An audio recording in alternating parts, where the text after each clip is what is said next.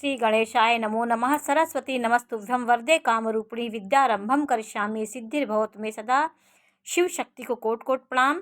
मेरे श्रोतागणों, आज मैं आपको नक्षत्रों की संख्याओं के बारे में बताऊंगी और कौन सा नक्षत्र मूल नक्षत्र होता है, उसकी कौन सी संख्या होती है, तो इस बारे में मैं आज आपको जानकारी दूंगी। कि देखिए, आकाशमंडल में 27 नक्षत्र वो फिक्स हैं, उनका एक अपना वो फिक्स रहते हैं। और एक ये अभिजीत नक्षत्र बनता है, वो कुछ घंटों के लिए आकाशमंडल बनता है, तो वो फिक्स नहीं होता है।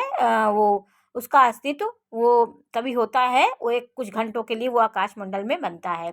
तो आज देखिए, नक्षत्रों की माला में आपको नक्षत्रों के बारे में मैं आज आपको जानकारी दे दूं कि देखिए, पहला नक्षत्र जो होता है, पहला अश्वनी नक्षत्र, उसका सामूहिक केतु होता है, वो मूल नक्षत्र के अंतर्गत आता है। और उसके बाद भरणी, कृतिका, रोहिणी, मृगशिरा, आद्रा, पुनर्वसु, पुख, अश्लेखा। तो पहला और 9वां नक्षत्र जो होता है, ऐसे आप 9 की संख्या में तीन बार हमने उसको लिख लिया है। पहला और 9वां ये मूल नक्षत्र होता है।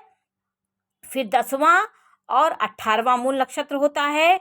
फिर आप आइए, आपका 19वां और 27वां ये मूल नक्षत्र होता है। तो 9 श्रेणियों में हम इसको लिख लेते हैं।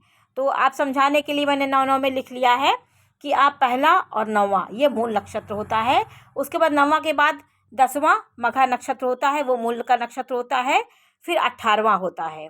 फिर आपका नक्षत्र हो जाता है 19वां नक्षत्र। और फिर लास्ट में 27वां नक्षत्र। ये मूल के 6 नक्षत्र कहे जाते हैं। तो आज आपको मैं इसलिए इन नक्षत्रों के बारे में जानकारी दे रही हूँ कि जैसे बच्चा अश्वनी नक्षत्र में जन्म लिया, तो उसका केतु की महादशा में जन्म हुआ, उसकी केतु की महादशा चलेगी। और चरणों के अनुसार कौन से चरण में हुआ है, उससे हम कितनी दशा उसकी बीत गई है, कितनी दशा और उसकी चलनी है, इस बारे में हम जानकारी प्राप्त करते हैं। अश्वनी नक्षत्र का स्वामी केतु होता है, उसकी दशा 7 साल चलती है। तो यदि व्यक्ति दूसरे चरण में हुआ है तो उसकी दशाएं कुछ कम हो जाएंगी, पहले चरण में हुआ है तो पूरी 7 साल चलेंगी।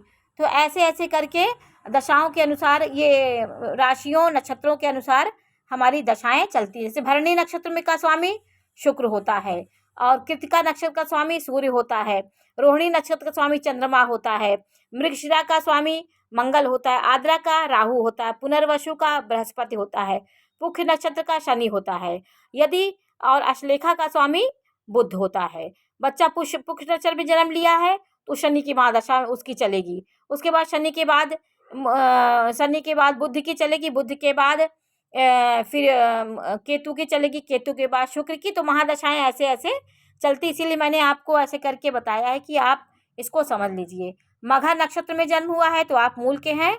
मघा नक्षत्र का स्वामी केतु होता है। फिर उसके बाद पूर्वा फाल्गुनी, फिर शुक्र का, उसके उसी क्रम से सारे ग्रह इधर भी रहेंगे। जैसे मघा का मूल नक्षत्र है, इसका स्वामी केतु होता है।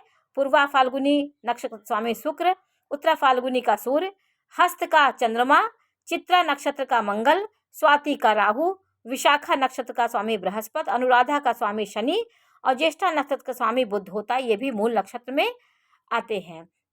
और लास्ट में देखिए, 9वां नक्षत्र मूल नक्षत्र होता है, उसका वो धनु राशि में आता है। तो मूल नक्षत्र एक गंड मूल नक्षत्र होता है। और फिर 20वां नक्षत्र उत्तर पूर्वाखाड़ा नक्षत्र, उसके स्वामी शुक्र होते हैं। 21वां नक्षत्र का स्वामी उत्तराखाड़ा नक्षत्र सूर्य होता है। श्रवण नक्षत्र स्वामी चंद्रमा होता है। धनिष्ठा नक्षत्र का स्वामी मंगल होता है। और 24वां नक्षत्र शतभिषा नक्षत्र होता है, उसका स्वामी राहु होता है। 25वां नक्षत्र का स्वामी पूर्वा भाद्रपद का स्वामी बृहस्पति होता है। और 26वां नक्षत्र उत्तरा भाद्रपद का स्वामी शनि होता है। और रेवती नक्षत्र का स्वामी बुध होता है। तो इसी क्रम से 9 ग्रह हैं। तो जैसा पहले होगा अश्वनी, भरणी, कृतिका, रोहिणी, मृगशिरा, आद्रा, पुनर्वसु, जो ये नक्षत्र होंगे उसी क्रम से इधर भी नक्षत्र होंगे। वहाँ अश्वनी का नक्षत्र का स्वामी केतु था, यहाँ मघा का हो गया। तो हमने 9 श्रेणियों में उसको लिख लिया है, तो आपको समझने में कठिनाई नहीं होगी। और ये जो स्वामी होते हैं, स्वामी से ही हमारी दशाएं चलती हैं। जैसे शुक्र, जैसे पूर्वा फाल्गुनी नक्षत्र में जन्म हुआ तो शुक्र की महादशा में हमारा जन्म हुआ है, फिर सूर्य की महादशा चलेगी, ऐसे ऐसे महादशाएं चलती हैं। तो आज हमने आपको समझाने के लिए 27 नक्षत्रों की आपको मैंने जानकारी दी है। तो ये सब हमारे ज्योतिष विज्ञान में ये बहुत ज़रूरी होता है। आप समझने के लिए आपको नक्षत्रों का जानना बहुत ज़रूरी होगा कि कौन कौन से, जैसे अश्वनी, भरणी और कृत्तिका के एक चरण से मेष राशि का जन्म हुआ कि निर्माण हुआ, फिर कृत्तिका के 3 चरण, रोहिणी के 4 चरण, मृगशिरा के 2 चरण से हमारी वृषभ राशि का जन्म निर्माण हुआ, और मृगशिरा के 2 नक्षत्र, आद्रा के 4 चरण और पुनर्वसु के 3 चरण से हमारी कर्क राशि का निर्माण हुआ। इसी तरह ऐसे राशियों का निर्माण होता है। ये सब ज्योतिष का वो, जब आप ज्योतिष पढ़ेंगे तो आपको ये सब की बहुत ज़रूरत पड़ेगी। 27 नक्षत्रों की जानकारी रखना, उनके स्वामी के बारे में जानना, ये सब आपको बहुत ज़रूरी होगा। तो आज मैंने आपको नक्षत्रों के बारे में जानकारी दी, 27 नक्षत्रों के बारे में जानकारी दी है। नमस्कार।